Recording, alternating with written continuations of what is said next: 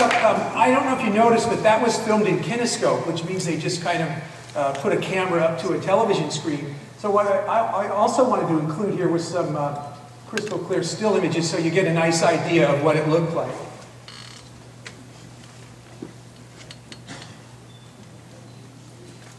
And they were doing a song they called the Humphrey Hop, Mouseketeers. And this is a really rare, this is a color shot of that event that gives you a real good idea of what the hotel looked like in 1957. With no towers there, no monorail. I think it had 200 rooms, 206 rooms. Next up, in 1958, a television crew went out to the Disneyland Hotel to shoot scenes for a television commercial. And what I have here is footage, and it's just a bunch of scenes that they kind of put together. Some of it's a little redundant, but they just walked around the grounds. But it featured this beautiful Marilyn Monroe, Jane Mansfield-looking model and her arrival to the hotel. And it's got some really incredible footage. This is where I lose my G rating.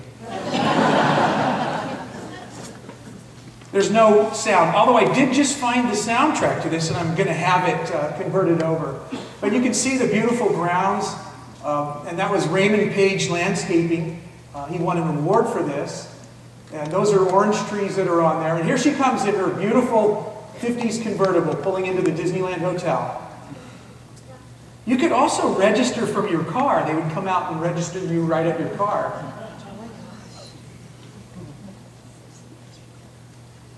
You're going to go into the lobby here and check in. And that's Don Daly again. And now she's going to put her mink stole on and go shopping. And she's going to just go inside the shops. What's neat about this is there are all kinds of pictures of exteriors of the buildings and everything, but the interior shots of this are really hard to come by. And she goes into Marjorie Harder's shop here where she tries on costume jewelry. And that's the beautiful hotel sign that was out on West Street. This is Wayne's Flowers that you saw in the previous in black and white. Gives you a much better perspective when they're in color.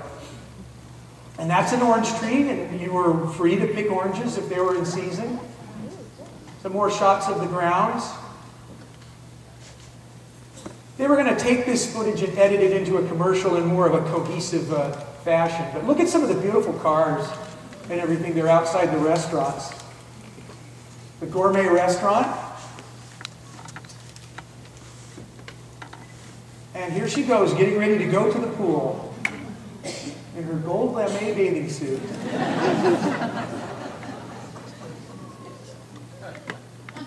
They had a putting green there that you could practice your golf. And there's another large screen television with no remote control, mind you.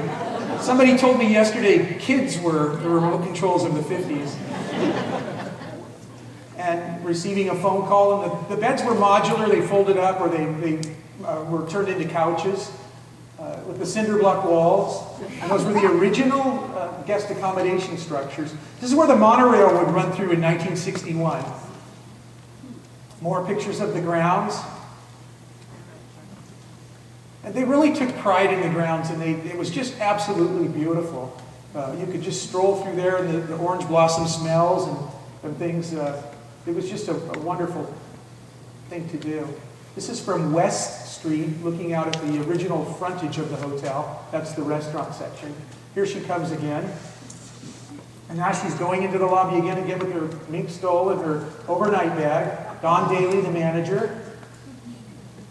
And now this is in the back part of the shops. The other was the one facing West Street. This was in the back. If she would have walked a little further, the pool would have been on the right.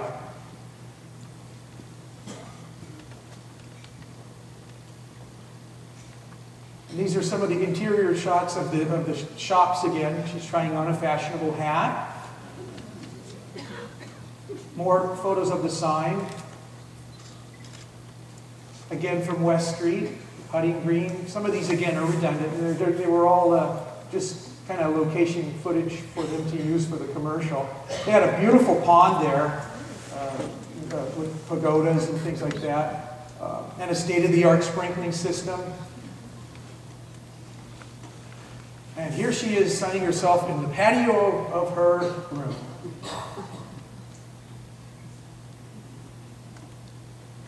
Now she gets hungry, and she's going to go over to the gourmet restaurant, where she's going to dine with the gourmet restaurant owner, Fred Werder. And those menus were unique in that they printed the date on them every day. So they were only good for one day. Here's the pool, the sand lot area, which I was told was not very popular with housekeeping. And the Amana air conditioning, more outside there. The monorail would eventually run through that exact spot right there. 4 years later, more pictures of the sign. Now I was told that when they took this down to clean it, that they weren't allowed to put it back up because of a city ordinance. Now these are some of the outtakes, and you'll be able to tell that this was an outtake because you'll see the lights on the side here that lit up the set or the location. But she's going to go in and then she's going to go up the stairs, come back down. But those were the original signs and everything that were inside. She's looking up the stairwell now. This was not, I guess, used in the final edition of this television commercial. And then she's going to be walking down. The men wore shirts and ties, and the women wore, really fancy clothing and everything. It was just the way people were then. This one is hilarious. She's in that costume jewelry shop, and she's going to try on a tiara. And here it is. And she's going to put it on. And she puts it on upside down. And now watch what Marjorie Harder does. She says, it may look a little bit better if you put it on the right way. And so there, much better. And it's like nothing ever happened. She's back to being glamorous. I think she even said, I meant to do that.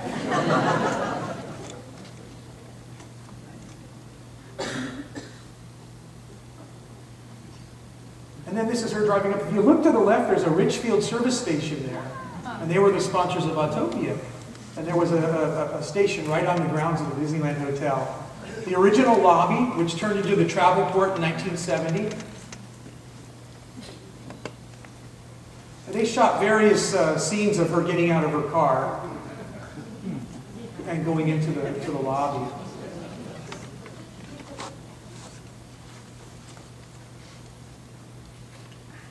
And I love the tail fins on this car. Incredible. Okay, that one's that.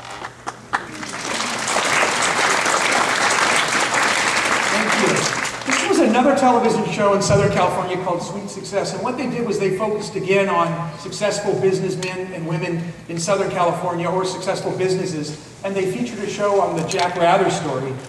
This is a guy named Jack Douglas. And I don't know the years this show was on, but I have about 3 minutes of footage from this. And this one features an overhead flyover of the Disneyland Hotel around 1960-61.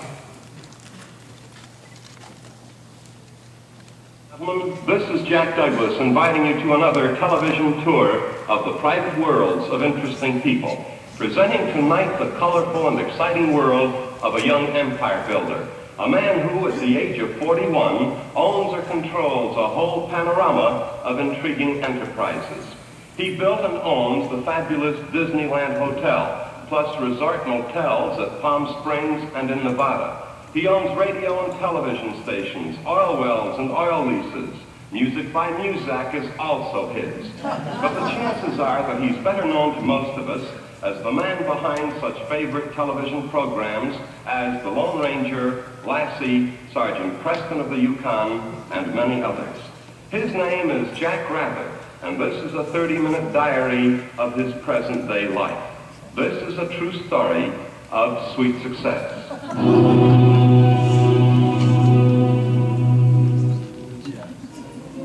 One of the many magnets that keep Jack Rather on the West Coast rather than New York is the beautiful Disneyland Hotel, which borders Walt Disney's great amusement center.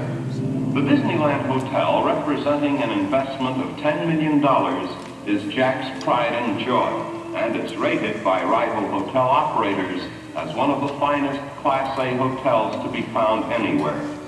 It has 306 rooms on 30 landscaped acres, restaurants, a variety of fine shops, and all surrounded by orange groves. And it's typical of Jack that he chose as his general manager a young man who literally started in the hotel business from the ground up, Mr. Don Daly, once a page boy in Dayton, Ohio. At the hotel, Jack plays host twice a year to key executives, his own and those of other companies, at week-long symposiums. Now, Jack conceived the idea of these symposiums about 5 years ago, and the whole purpose of these meetings is to acquaint his supervisors and heads of other companies with the work of the Rather organization. It's a chance to announce new plans and ideas and to broaden the scope of existing properties. Well, with his family and his colorful business interests, I think we'd be inclined to say of Jack Rather, he's got it made. Yes, he has. And the joy he gets out of life, Chris he Rather? wants sincerely to pass on to others. Listen to his future plans. Well, there are two fields, basically, Jack, that we look to for our future development. One is the communications industry, which we're already in, of course, and then it's electronic division, particularly like closed-circuit television, tape television, etc. The other field is in the line of recreational prospects, such as we've already gone into once or twice in the Disneyland Hotel, in our resort hotels. We think that the recreational aspect of industry will be growing by leaps and bounds in the 1960s because of people getting more free time, higher pay, and transportation being so much more rapid and easier. Okay. Next up, this footage was contained in a can of film, and I almost didn't record this because the title on the can of film just said a special place, and I didn't know it had anything. All the other ones said something that mentioned the words Disneyland Hotel. And I just kind of took it as a chance, and when you watch this, you'll be glad I did, because this is some incredible footage. This is when a good friend of mine now, I'd like to recognize somebody if I could. Mr. Al Nicholson is in attendance, and Al is right here.